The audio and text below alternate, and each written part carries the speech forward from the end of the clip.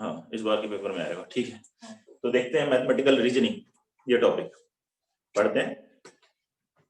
सबसे पहले इसमें डेफिनेशन पढ़ेंगे हम लोग,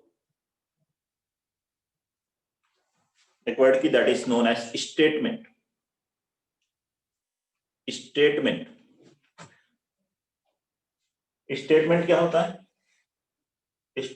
देखिए, सेंटेंस और स्टेटमेंट अलग अलग है इस पर्टिकुलर टॉपिक में।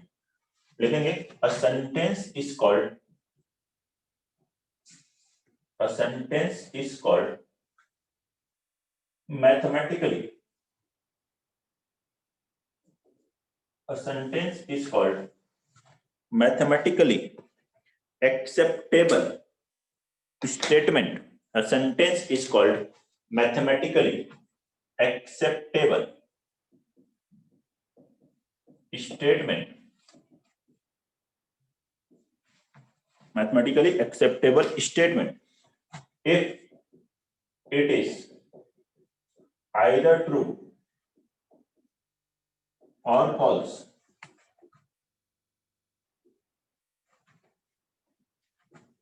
but not both. लेकिन दोनों ना हो। एक सेंटेंस जो है वो सेंटेंस तो है, लेकिन स्टेटमेंट दोनों अलग अलग है वर्ड यहाँ, सेंटेंस और स्टेटमेंट को। सेंटेंस को स्टेटमेंट कब कहते हैं? मैथमेटिकली एक्सेप्टेबल स्टेटमेंट, या स्टेटमेंट केवल बोलिए। स्टेटमेंट कब है? जब वो या तो ट्रू है, मतलब या सच है या झूठ है, लेकिन दोनों नहीं होना चाहिए। ठीक है, कि दोनों ही कभी हो कभी नहीं है, कभी। देखेंगे एग्जांपल्स में। अच्छा, इसमें पॉइंट पहले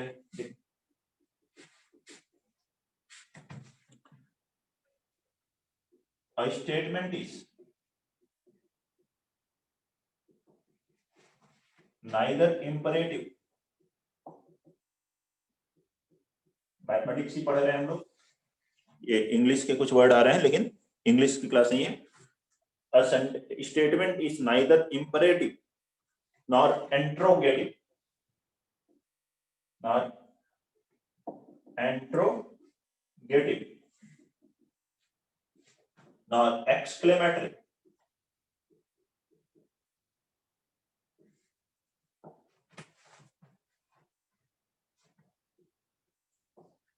A statement is neither imperative nor interrogative nor exclamatory. अभी बताते हैं, एग्जांपल्स लेंगे। ठीक है, a sentence is a sentence which is a request or command. A sentence which is a request or command is not a statement. वो statement नहीं। तो देखते हैं क्या है इसका मतलब। फॉर एग्जाम्पल,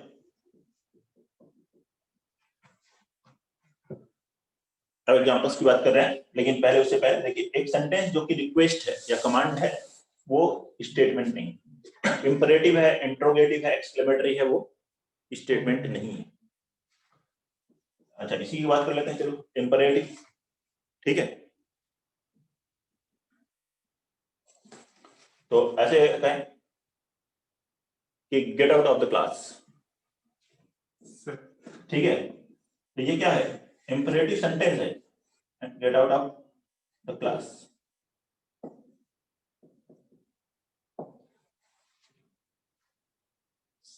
ठीक है, हाँ। Why you are not replying, why you are laughing, don't laugh, ये क्या है? Imperative sentence but not a statement. ये स्टेटमेंट नहीं है, मैथमेटिकली एक्सेप्टेबल स्टेटमेंट नहीं है। This is a sentence, imperative sentence. Second, how intelligent Vigyan students are. How intelligent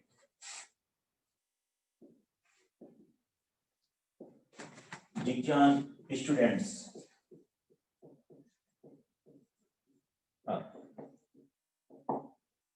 क्या हो गया? ठीक है, हाउ इंटेलिजेंट, एक्सक्लेमेटरी, ठीक है, how beautiful, exclamatory, how handsome students are, ठीक है, these are sentences not statement. ये सेंटेंस समझ रहे हैं? हाँ सर। ये मतलब होता है एक्सक्लेमेटरी का, एक्सक्लेमेटरी साइन आता है, हाँ सर। इंट्रोगेटिव, ठीक है। तो जिज्ञान स्टूडेंट्स आर डफर, एक मैसेज है, एक्स पता नहीं कौन है, तो डफर है तो वो भी है, हाँ ठीक है, इस either स्टूडेंट आर नॉट, तो इस तरह से अपने बारे में भी कुछ लोगों को पता है और हाँ बाकियों के बारे में भी पता है। ये देखें इंटेलिजेंट स्टूडेंट, ये आगे नेक्स्ट पॉइंट पर बात करते हैं। अब ऐसे कहें टुडे इज, हाँ क्रिसमस, यही है हाँ सर। क्रिसमस, ठीक है, टुडे क्रिसमस है, मेरी क्रिसमस, आप लोग को बोल रहा हूँ ऐसे विश कर, मैरी क्रिसमस सर। मेरी क्रिसमस। Today is Christmas. तो अब ये क्या है, ये सेंटेंस है या स्टेटमेंट है, अब बताइए। जो सेंटेंस ट्रू होता है या फॉल्स होता है वो स्टेटमेंट होता है। सर स्टेटमेंट है। स्टेटमेंट है, नॉट ए स्टेटमेंट, ये स्टेटमेंट नहीं है। क्यों? ये आप कॉपी में लिख करके घर ले गए, हाँ, और कल पढ़े, कल पढ़ोगे तो वो तो ठीक है, अगले साल 24 दिसंबर को पढ़ोगे तो भी नहीं होगा, आगे आने वाला होगा, ठीक है, समझ रहे हैं ना? तो ये टाइम के ऊपर और उसके ऊपर चेंज हो रहा है। 25 दिसंबर इज क्रिसमस डे, वो ट्रू है, स्टेटमेंट है, बट टुडे इज क्रिसमस, अब वो टुडे कौन सा डे, आज हम बात कर रहे हैं तो क्रिसमस है, लेकिन ये कल बात करेंगे तो टुडे इज क्रिसमस सेंटेंस गलत हो जाएगा। तो वो सच भी हो सकता है, झूठ भी हो सकता है। तो today is Christmas, it is not a statement, ठीक है। All prime numbers are odd, जितने भी प्राइम नंबर्स होते हैं वो ऑड होते हैं।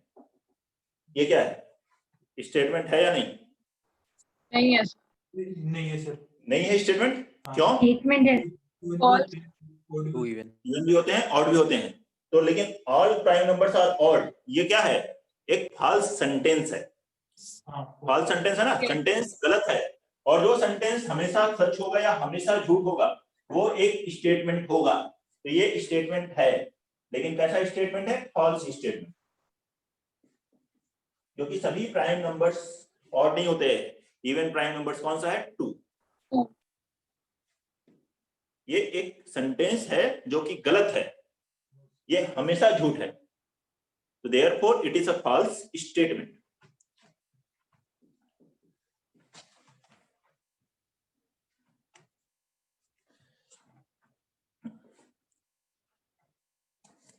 अगर ऐसे लिखें Kashmir is far from here,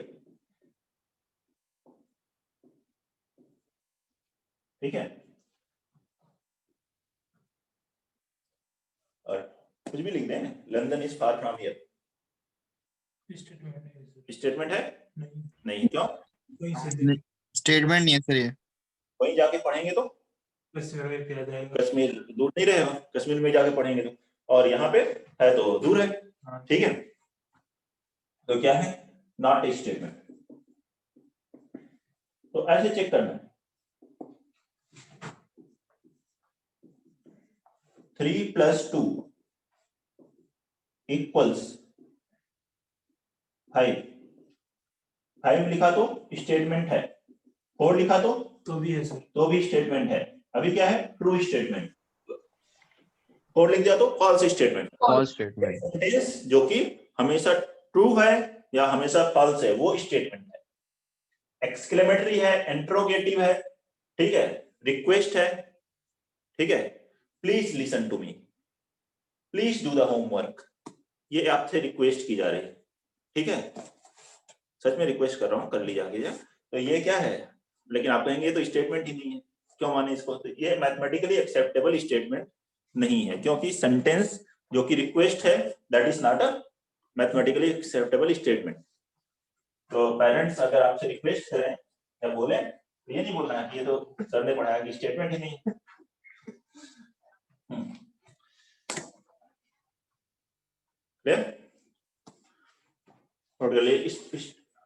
अब बात करते हैं जो स्टेटमेंट होंगे उनसे की बात करेंगे हम लोग।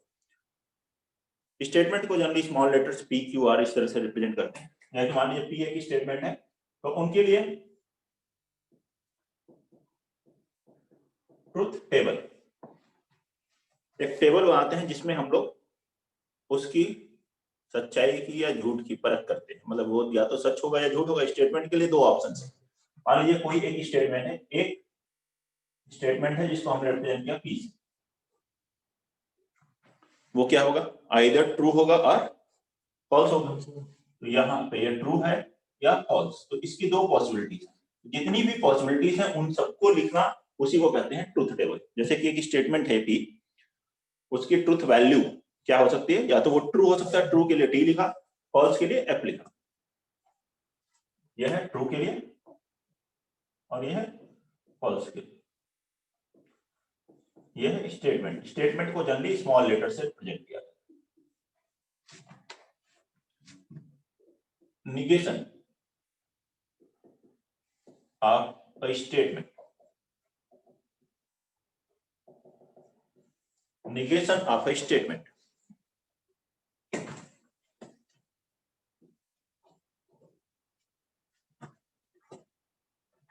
जी ठीक है, negation of a statement.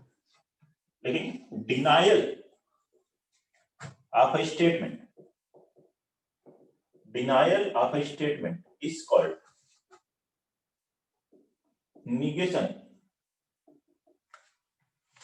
Of statement. एक स्टेटमेंट का डिनायल मतलब उसका जस्ट रिवर्स लिखना, उसी को क्या कहते हैं, निगेशन ऑफ स्टेटमेंट। एक स्टेटमेंट पी दिया है, ये दिया हुआ है कि ये स्टेटमेंट है, ये आपको बताना नहीं कि ये स्टेटमेंट है या नहीं। यह पी एक लिख लेते हैं, विज्ञान is best coaching in Faridabad. Yes sir. ठीक है, ये मैं नहीं पूछ रहा हूँ कि यस है कि नहीं, मैं बस बता रहा हूँ कि एक स्टेटमेंट ये ज्यूम कर लिया गया, ये एक स्टेटमेंट है, फॉल्स है ट्रू है ये नहीं बोला जा। विज्ञान is a best coaching in Faridabad, ये क्वेश्चन में लिखा हुआ है कि ये एक स्टेटमेंट दिया। अब इसका निगेशन, निगेशन का मतलब क्या हुआ, ये देखो इसको ऐसे रिप्रेजेंट करना है लिखने का। निगेशन के लिए ये थोड़ा सा घुमाते हुए माइनस नहीं लिखना है, इस तरह से लिखा होता है ये पी, ये निगेशन ऑफ पी। तो उसका मतलब क्या है, ऐसे कर सकते हैं, कोई कहे विज्ञान is worst coaching of Faridabad, तो ये क्या है इसका निगेशन, सबसे खराब कोचिंग है, ये है निगेशन। मतलब जस्ट उसका रिवर्स लिखना, क्या लिख दें, it is not the case that Vigyan is, मतलब इस पी स्टेटमेंट के पहले ये लिख दें, it is not the case that Vigyan is best coaching in Faridabad. या फिर ऐसे लिखें, इट इज फॉल्स और it is not true, it is not true that. ठीक है, इस तरह का कुछ भी जो लिख रहा है वो निगेशन, तो ऐसे निगेशन।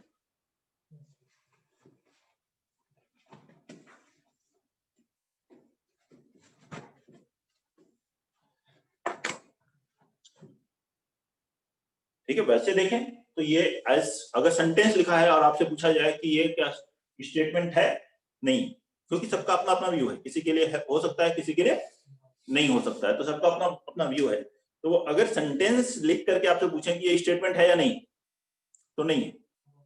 जो हमेशा सच लग रहा है सबके लिए, किसी के पर्सपेक्टिव में चेंज नहीं हो रहा है, तो वो क्या है? स्टेटमेंट। समझ रहे हैं? इसके लिए ट्रूथ टेबल की बात करें अगर हम लोग,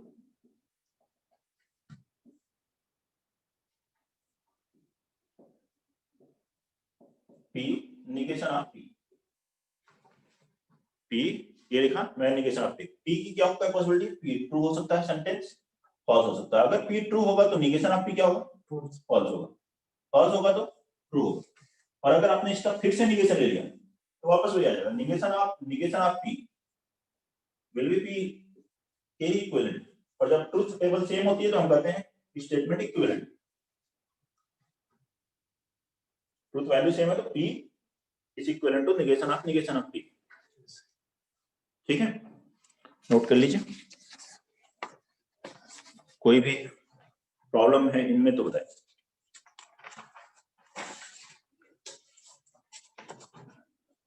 दूसरा एग्जांपल निगेशन का ऐसे ले सकते हैं। अगर एक पी स्टेटमेंट लिखा है 5 इज ग्रेटर देन 3, तो निगेशन आप क्या लिखोगे? 5 इज नॉट ग्रेटर देन 3 ऐसे लिख सकते हो, 3 ग्रेटर देन 5 लिख सकते हो, और या नहीं 5 लेस देन और इक्वल टू 3 लिखोगे। इक्वालिटी भी है, 5 लेस देन और इक्वल टू 3, इनमें से कोई भी एक लिख, नॉट ग्रेटर देन 3 और लेस देन 3 नहीं, लेस देन और इक्वल टू दिया जाए। ठीक है, that will be negation of P.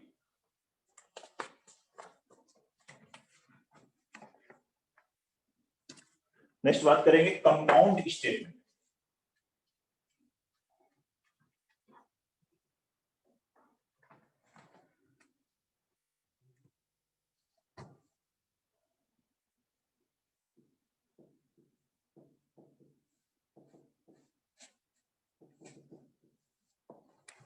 Next बात करनी है कंपाउंड स्टेटमेंट।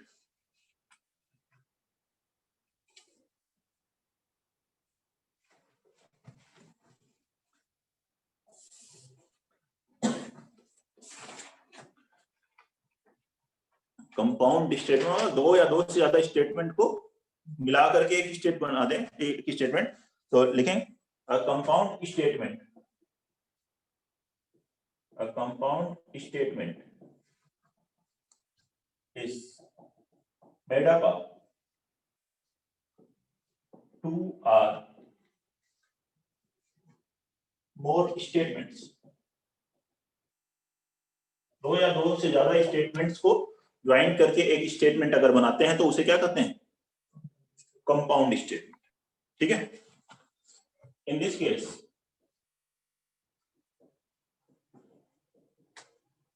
एवरी, तो इनके छोटे छोटे पार्ट वाले स्टेटमेंट है, और each statement is called component statement.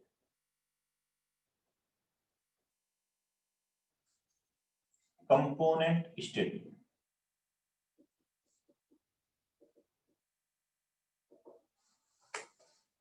Compound statement दो या दो से ज्यादा स्टेटमेंट को मिक्स करके बना रहे हैं, और जो जो इनके मान लीजिए पी क्यू आर या पी क्यू है, दो से मिलकर के एक स्टेटमेंट बन रहा है, तो पी और क्यू क्या कहेंगे? उसके कंपोनेंट स्टेटमेंट। इसमें देखें फर्स्ट वन है, दो है कंपाउंड स्टेटमेंट में जनरली।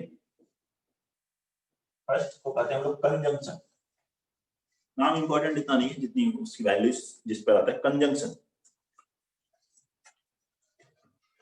एक कंपाउंड स्टेटमेंट, एक compound statement is made by connecting word and, right, by connecting word and। दो कंपोनेंट स्टेटमेंट को किससे ज्वाइन कर दें? एंड वर्ड से, P एंड Q।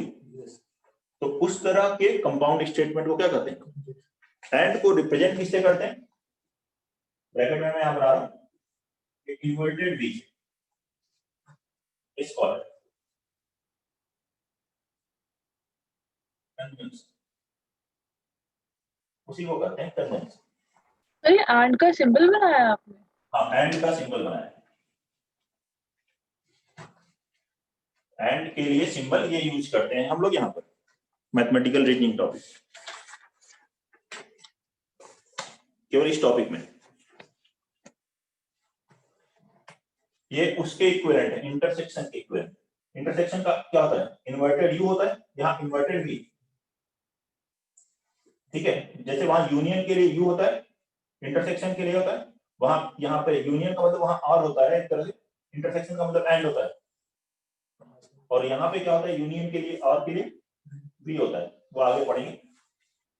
उसे कहते हैं, ये कंजंक्शन है, उसे कहते हैं डिसजंक्शन। फिलहाल इसकी बात करते हैं, कंजंक्शन, ठीक है। पहले मैं इसके ट्रुथ टेबल की बता देता हूँ, फिर उसके बाद एग्जांपल लेकर के दिखाते हैं। दो स्टेटमेंट होंगे, एक होगा P, एक होगा Q। जब P ट्रू होगा तो Q क्या हो सकता है, ट्रू भी हो सकता है, फॉल्स भी हो सकता है। जब ये ट्रू है तो ये ट्रू भी हो सकता है, फॉल्स भी हो सकता है। और जब P फॉल्स है तो Q क्या हो सकता है, ट्रू भी हो सकता है और फॉल्स भी हो सकता है, ठीक है। अब इन दोनों से जब कंपाउंड स्टेटमेंट बनेगा P and Q,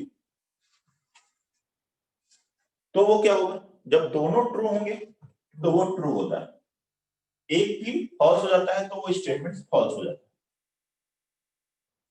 P and Q जो होता है, जब दोनों स्टेटमेंट कंपोनेंट स्टेटमेंट ट्रू होते हैं तो ये स्टेटमेंट ट्रू होता है, अदरवाइज वो फॉल्स होता है। Q एंड P लिखा हो तो भी यही है, दोनों Q और P जब दोनों ट्रू होंगे तो ट्रू होगा, अदरवाइज फॉल्स होगा। तो P एंड Q और Q एंड P सेम है, और ये लिख सकते हैं P and Q is equal to Q and P, P and Q is true if and only both P and Q are true। जब दोनों ट्रू हैं तो ये ट्रू है, अदरवाइज फॉल्स, ठीक है। नोट कर लीजिए, एग्जांपल सभी ले लेता हूं मैं।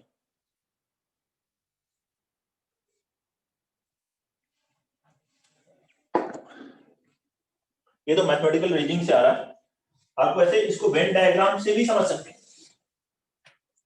बताएं वेन डायग्राम से, देखिए इसके साइड में बना ले। वेन डायग्राम क्या होता है, एक रेक्टेंगल बना लीजिए, सेट में हम लोग जाने यहाँ सेट बनाते हैं सर्कल से, यहाँ पे स्टेटमेंट बनाइए, ये P है, ये Q।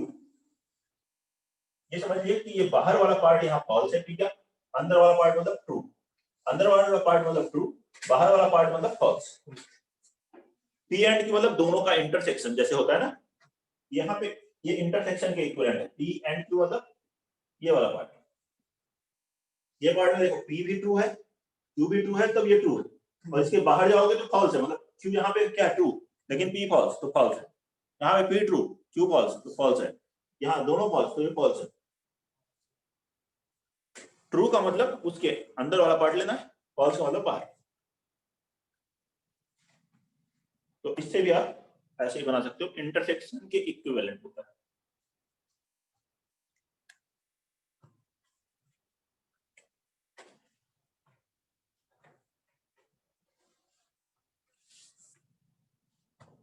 ये P एंड Q के लिए एग्जांपल्स बात करते हैं। इसमें एक स्टेटमेंट है P that 9 is greater than 4 and Q statement है 2 is greater than 7। क्लियरली ये फॉल्स स्टेटमेंट है और ये ट्रू। अब अगर आपसे कहा जाए P एंड Q स्टेटमेंट बताओ तो क्या है, 9 is greater than 4 and 2 is greater than 7। ये स्टेटमेंट, ये इसका कंपाउंड स्टेटमेंट। ऐसे लिखा हो 9 greater than 4 and 2 greater than 7 तो फॉल्स है, दोनों ट्रू होते हैं, 7 greater than 2 तो कहते हैं ट्रू है, तो ये क्या है, फॉल्स। लेकिन ये देखिए एंड इस तरह से तो कनेक्ट कर रहा है, लेकिन ऐसा जरूरी नहीं कि कहीं एंड लिखा हो तो उसका मतलब हमेशा वो कनेक्टिंग ही होगा। कहीं पर भी अगर आप एंड मिल जाता है तो उसका मतलब वो हमेशा कनेक्टिंग हो, ऐसा जरूरी नहीं। and need not to be always connecting. Always connecting word.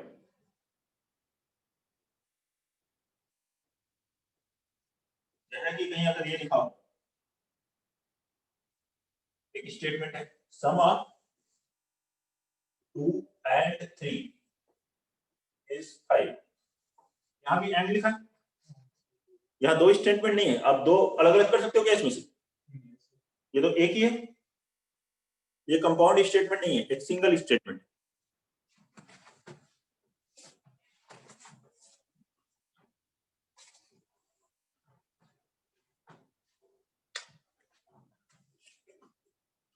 लेकिन कई जगह होता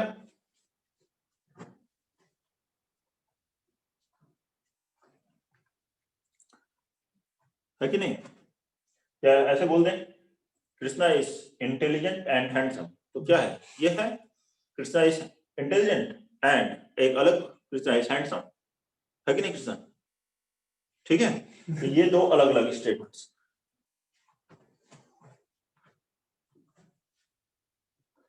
ये था फर्स्ट कंपाउंड स्टेटमेंट। सेकेंड है, पहला क्या पढ़ा? Conjunction sir. कंजंक्शन था ना, दूसरा है डिसजंक्शन। डिसजंक्शन कंजंक्शन एंड से बनता है, कंजंक्शन और से बनता है। Compound statement, compound statement made by connecting word, made by connecting word, और जैसे वहां एंड था, यहाँ क्या है? और है। इसका सिंबल क्या है? सीधा वी। वहां इन्वर्टेड वी था एंड में, यहाँ पे वी है। यू के इक्विवेलेंट है, यूनियन के इक्विवेलेंट।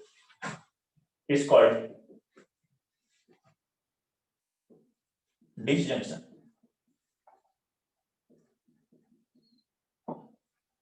फिर से पहले ट्रूथ टेबल देखते हैं डिसजंक्शन के लिए क्या हो, और उसको वेन डायग्राम से भी देख लेते हैं।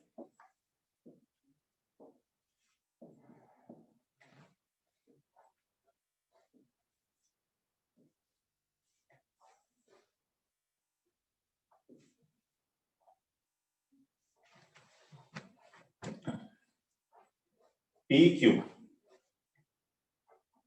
ठीक है, पी ट्रू है तो क्यू ट्रू भी हो सकता है, फॉल्स भी हो सकता है। पी फॉल्स है तो क्यू ट्रू भी हो सकता है, फॉल्स भी हो सकता है। ये 4 केस आएंगे, 2 है तो 4 केसेस आएंगे, 3 है तो मान लो 3 होते पी क्यू आर, तो कितने केस? 8 केस। 8 एक होता तो 2 केस आते, ट्रू फॉल्स। फिलहाल यहाँ कंपोनेंट कंपाउंड है तो कम से कम 2 तो आएंगे। पी यूनियन ऐसा कर, तो आर पी और क्यू, पी और क्यू कब ट्रू होता है? कोई भी एक ट्रू हो जाए तो ट्रू है, दोनों फॉल्स होंगे तो फॉल्स होगा। क्यू और पी भी यही है, कोई भी एक कंपोनेंट स्टेटमेंट ट्रू होने से ये ट्रू हो जाता है, दोनों फॉल्स हो तो फॉल्स होता है। यूनियन के इक्विवेलेंट है, वेन डायग्राम में देखिए, ये पी है, ये क्यू है, यूनियन क्या हुआ? पी का भी वैल्यू लोगे, इंटरसेक्शन वाला भी लोगे, क्यू वाला भी लोगे। अब देखो यहाँ क्या है? P true Q false, P true Q false, तब भी ये आया ना, जो शेडेड पार्ट है वो ट्रू है। दोनों जब ट्रू है, ये इंटरसेक्शन वाला तब भी ये शेडेड में आ रहा है, तब भी ट्रू है। ये वाला पार्ट जब क्यू ट्रू है, इसके अंदर क्यू ट्रू है, पी के बाहर है तो पी फॉल्स हुआ, तब भी ये ट्रू है। बाहर वाला पार्ट जब दोनों पी और क्यू यहाँ बाहर में दोनों ही फॉल्स है, यहाँ ना पी है ना हो रहा है ना क्यू हो रहा है, तो उस केस में पी यूनियन क्यू भी नहीं है वहां पे, मतलब पी और क्यू भी नहीं है। तो वेन डायग्राम से भी रिलेट कर सकते हैं, वो ज्यादा इजी लगेगा खासतौर से 12th पास वालों को, क्योंकि प्रोबेबिलिटी हो जाती है, कई जगहों पे वेन डायग्राम पढ़ चुके होते हैं आप, तो आसान होने लग जाता है। जितना ज्यादा बार पढ़ चुके होते हैं वेन डायग्राम तो उतना ही इजी लगता है। यहाँ पर देखिए P or Q is false, false तभी है जब if and only both statements are false, ठीक है, अदरवाइज ये ट्रू। और P यूनियन Q कहें और P आर Q कहें that is equal to Q or P, जैसे A यूनियन B बराबर B यूनियन A होता है वहां, वैसा ही इसमें।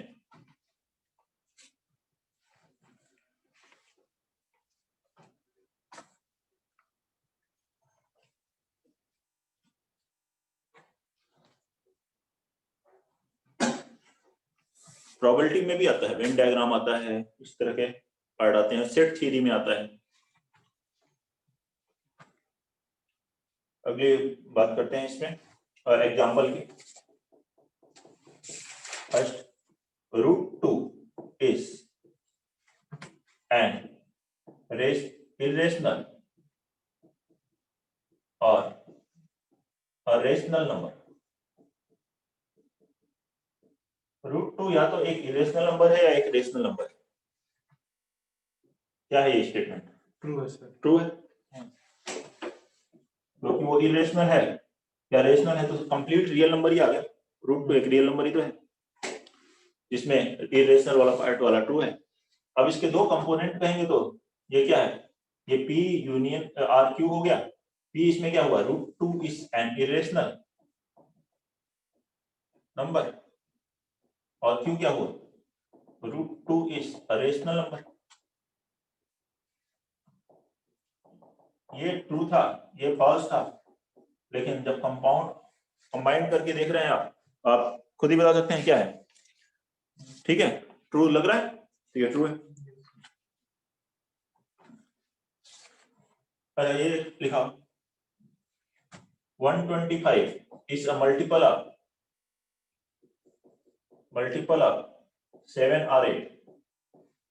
क्या है ये? फॉल्स है सर। फॉल्स है। 7 का है मल्टीपल? नहीं, फॉल्स, नहीं है, दोनों ही फॉल्स है। तो ये फॉल्स है, ना तो 7 का होता है ना 8 का होता है। P और Q देखिए, P भी फॉल्स है, Q भी फॉल्स है। P 125 is multiple of 7, false है।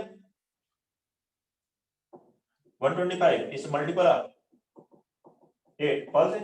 अब यही 7 या 8 की जगह यहाँ 5 लिख दिया, 5 और 8, तो ट्रू होता है। 5 और 8 तो किसी एक तो ट्रू हो जाता। Yes sir. 8 लिखा होता तो फॉल्स होता। एंड और में डिफरेंस है, ठीक है। एंड लिखा है और लिखा है तो कैसा स्टेटमेंट बन रहा है? एंड मतलब इंटरसेक्शन सोचना है आपको, मतलब दोनों ट्रू हो तो ट्रू होगा, और है कोई एक भी ट्रू हो गया तो ट्रू हो जाएगा।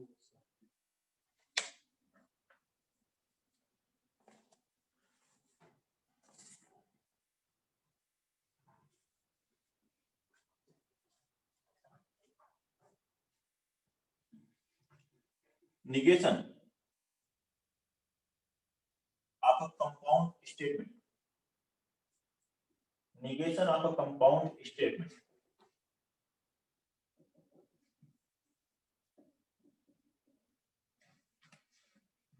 इसी को डी मॉर्गन्स लॉ भी कहते हैं। डी मॉर्गन्स लॉ प्रोबेबिलिटी में, सेट में और इसमें देखिए क्या होता है। प्रोबेबिलिटी या सेट में ऐसे लिखते हैं, ए यूनियन बी का कॉम्प्लीमेंट क्या होता है, A complement intersection B complement. Complement मतलब वहां होता है कि नहीं हो रहा है इवेंट, ठीक है, या सेट नहीं है, नॉट ए। जैसे यहाँ निगेशन वर्ड है, वहां पर कॉम्प्लीमेंट वर्ड होता है, जिसके लिए सी लिखते हैं या डैश लिखते हैं। ऐसे ही ए इंटरसेक्शन बी डैश लिखा हो या कॉम्प्लीमेंट सी लिखा हो, उसका मतलब क्या होता है, ए कॉम्प्लीमेंट ये इंटरसेक्शन यूनियन में कन्वर्ट हो जाता है। वैसा ही ठीक यहाँ पे, वेरी सिमिलर।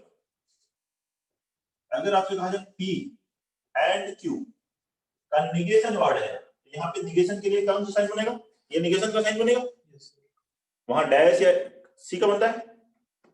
अब जैसे ही इसको अलग अलग करोगे तो दोनों पे निगेशन आता है, देखिए दोनों पे कॉम्प्लीमेंट आता है, तो ऐसे ही दोनों पे निगेशन आएगा, निगेशन P, लेकिन एंड जो होता है और में बदल जाएगा, और एंड में कन्वर्ट हो जाएगा। यहाँ क्या होगा, और निगेशन आपकी अगर आप दूसरे टॉपिक से रिलेट करके करेंगे तो और इजी लगेगा आपको टॉपिक।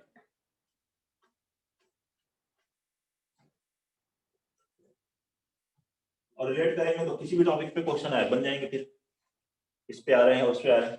निगेशन आप P और Q, ऐसे P और Q लिखा अलग अलग करेंगे तो निगेशन P और किसमें कन्वर्ट होगा and negation Q, negation P and negation Q। ठीक है, प्रूव करना है ट्रूथ टेबल से ही प्रूव कर सकते हो और वेन डायग्राम से भी कर सकते हो। देखो वेन डायग्राम से बताते हैं आपको, फर्स्ट वाले को पहले वेन डायग्राम से फिर ट्रूथ टेबल से, दोनों से देखिए। P Q, P and Q ये हुआ, ये P एंड Q। निगेशन मतलब जो P एंड Q नहीं है, नहीं है तो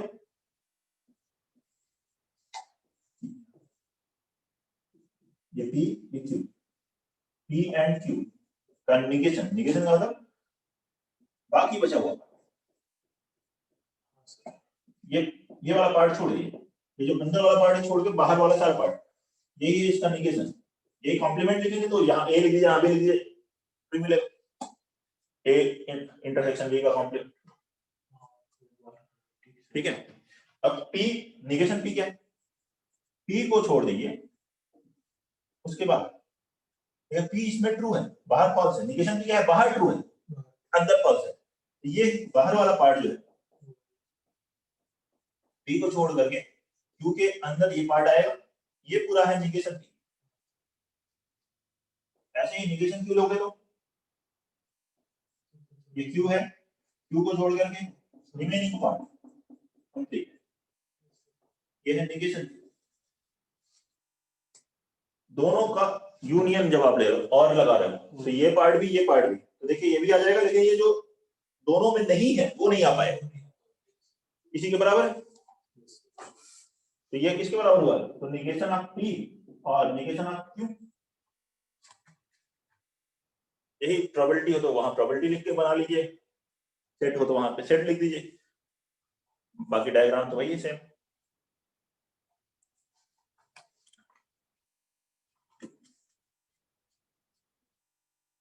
ट्रुथ टेबल से प्रूव देखो इसको।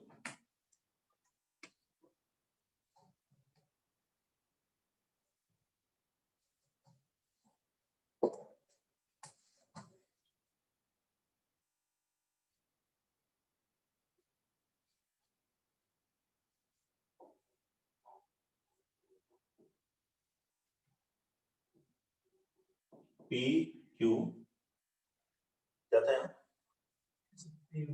P एंड Q, काफी सारा है तो थोड़ा और स्पेस लेते हैं। P एंड Q, फिर क्या है negation of P and Q, इधर क्या है negation of P, negation of Q, negation of P और निगेशन ऑफ Q। ठीक है, सबको बना लीजिए क्या क्या हमें जरूरत है। P Q, P and Q, फिर उसका निगेशन है, यहाँ निगेशन P है, निगेशन Q है और उसका और है। ट्रुथ वैल्यू सेम आए तो इक्विवेलेंट है। P ट्रू होगा तो Q ट्रू भी हो सकता है, फॉल्स भी हो सकता है। P फॉल्स होगा तो Q ट्रू भी हो सकता है, फॉल्स भी हो सकता है।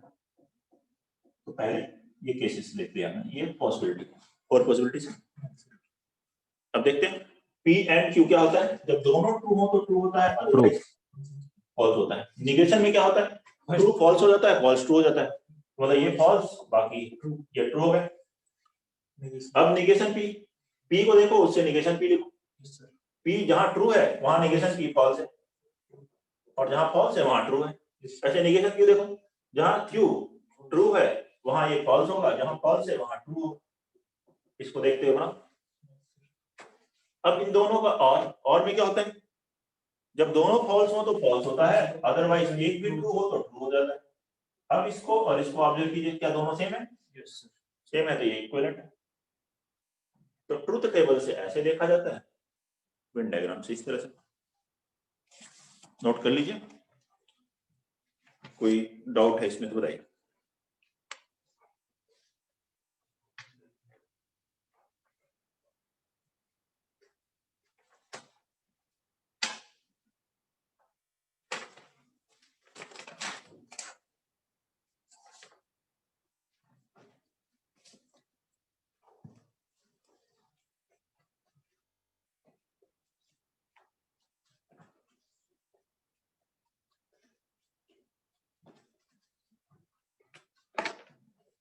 नेक्स्ट है इसमें conditional statement. Conditional statement or implication. Conditional statement or implication.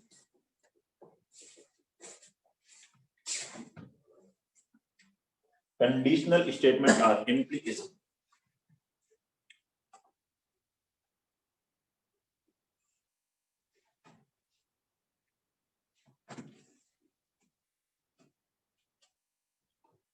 क्या होगा इसमें?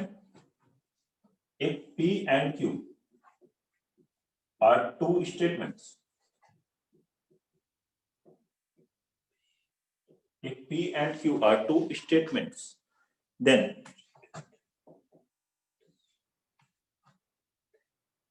if P then Q is called conditional statement. P then Q. If P then Q, sorry. If P then Q. If P then Q is called conditional statement.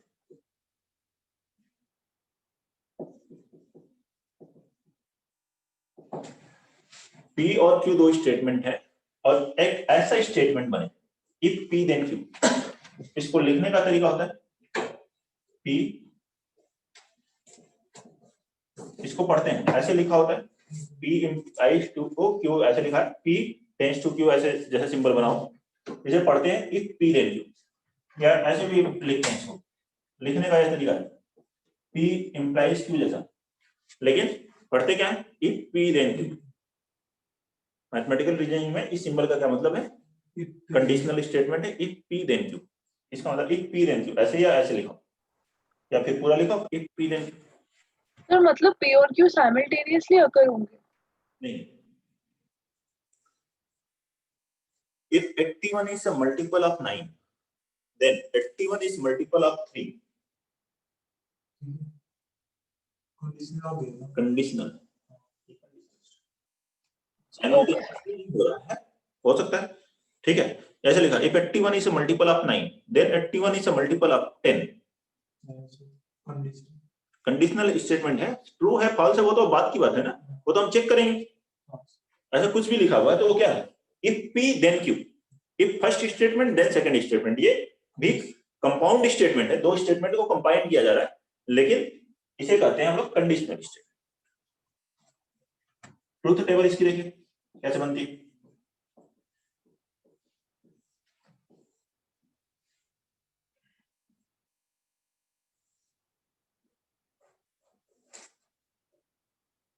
P Q, if P then Q, ये truth table.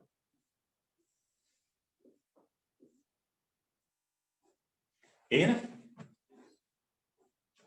दोनों first true second true, first true second false, first false second true, और दोनों false, ये कैसे? if P then Q, false तभी होता है जब फर्स्ट ट्रू हो और सेकंड फॉल्स, बाकी हर केस में ट्रू होता है। क्या है? पहला ट्रू है सेकंड फॉल्स है तो फॉल्स होगा, बाकी सभी केसेस में क्या होता है? ये ट्रू।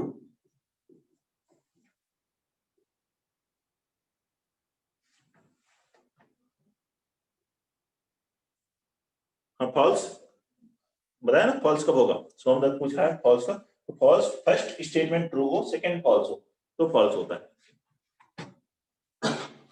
और फर्स्ट देखिए if Q then P पूछा जाए तो फर्स्ट मतलब Q ट्रू हो P फॉल्स हो, Q ट्रू P फॉल्स तो फॉल्स होगा, बाकी सभी केसेस में ट्रू। ये दोनों सेम नहीं है।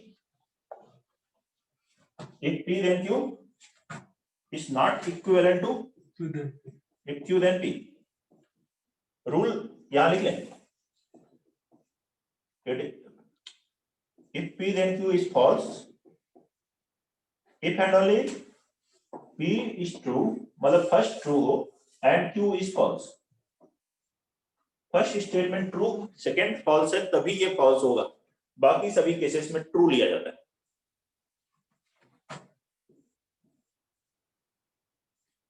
इसमें वेन डायग्राम से आप अगर जाएंगे तो आपको उसके अकॉर्डिंग एक वैल्यू बनानी पड़ेगी, नहीं तो ट्रूथ टेबल से ऐसे कर सकते हैं। वेन डायग्राम से आपको याद रखना पड़ेगा कि इसका क्या मतलब है। देखिए कहाँ पे ये ट्रू होता है, बाकी कहाँ फॉल्स कहाँ है, इफ पी देन क्यू कहाँ फॉल्स है, जब फर्स्ट ट्रू है second false, first true second false कौन सा हो, ये वाला पार्ट हो, इसमें देखिए पी ट्रू है क्यू फॉल्स है, ठीक है, यहाँ पे फॉल्स है, बाकी हर जगह ट्रू, मतलब बाकी सारा पार्ट आप ले सकते हो इस पार्ट को छोड़ के। ये है वेन डायग्राम में इफ पी देन क्यू बनाना हो तो ये होता है, ठीक है। ऐसे ये ट्रूथ टेबल दोबारा बता दो।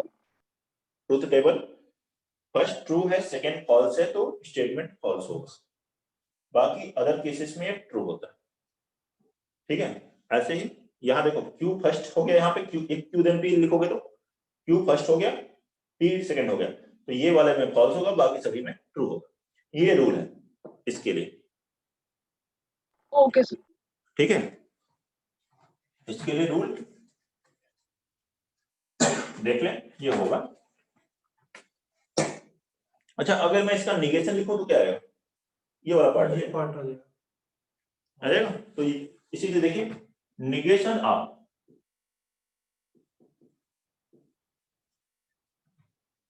implication or conditional statement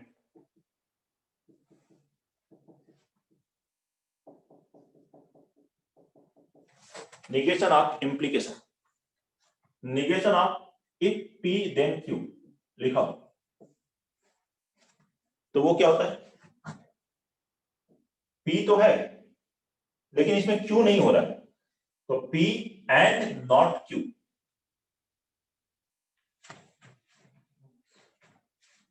if negation of if p then q हाँ सर। इसके बराबर होता है p and not q, इसके इक्वल होता है। एग्जांपल से देखते हैं, बाकी वेन डायग्राम से प्रूव कर सकते हैं कि ये दोनों की वैल्यू सेम आएगी। फॉर एग्जांपल ऐसे देखें, if it is raining then game is cancelled, ठीक है। ये क्या है P, ये हो गया Q, if P then Q, अगर बारिश होगी तो गेम कैंसिल होगा, इसका निगेशन क्या होगा, बारिश अगर मुझे इसका निगेशन लिखना हो तो निगेशन ऐसे लिख दिया, it is not the case और इट इज नॉट ट्रू, लेकिन ऐसे बनाना हो तो इसका निगेशन ये भी होगा, इट इज रेनिंग मतलब बारिश हो रही end game is not cancelled, बारिश में ठीक है ना, बारिश हो रही हो तो गेम कैंसिल होगा, इसका निगेशन, निगेशन बोल रहे हैं ना, हाँ सही बोल रहे हो सोंग, बारिश हो रही है लेकिन गेम कैंसिल नहीं हुआ तो ये उसका निगेशन हुआ ना, बारिश हो रही होती तो गेम कैंसिल हो जाए, ये एक स्टेटमेंट है तो उसका निगेशन की बारिश हुई लेकिन गेम कैंसिल नहीं हुआ, तो P एंड नॉट Q वो लिखा है। देखिए कोई भी डाउट है बारिश इसमें, नहीं, गेम भी नहीं हुआ बारिश नहीं हुई, और गेम भी नहीं हुआ। बारिश नहीं हुई हाँ, और गेम भी नहीं हुआ। नहीं हुआ तो न तो निगेशन है ना वैसे कुछ, हाँ क्या है तीसरी? ठीक है।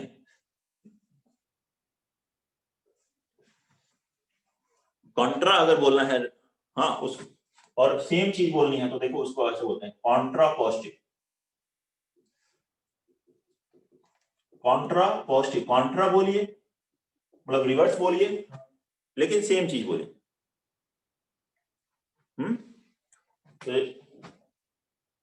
कॉन्ट्रा पॉजिटिव,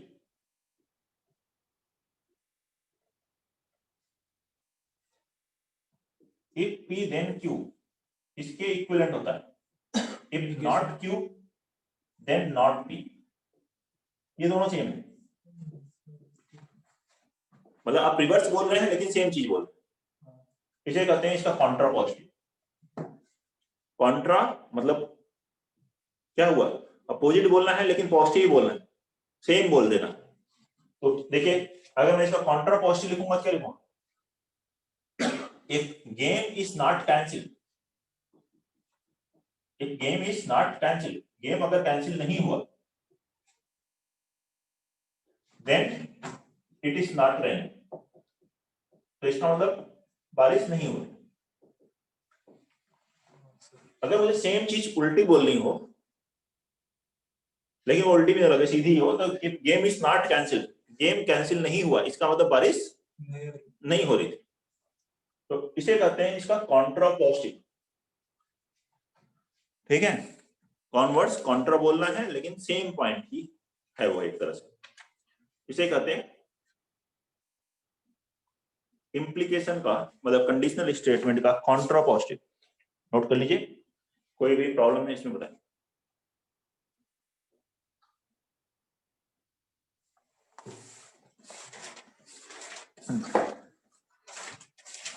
नेक्स्ट पॉइंट है बाई कंडीशनल स्टेटमेंट, थोड़ा सा और पॉइंट्स है, चलो नेक्स्ट क्लास में इसको हम कंप्लीट कर देंगे।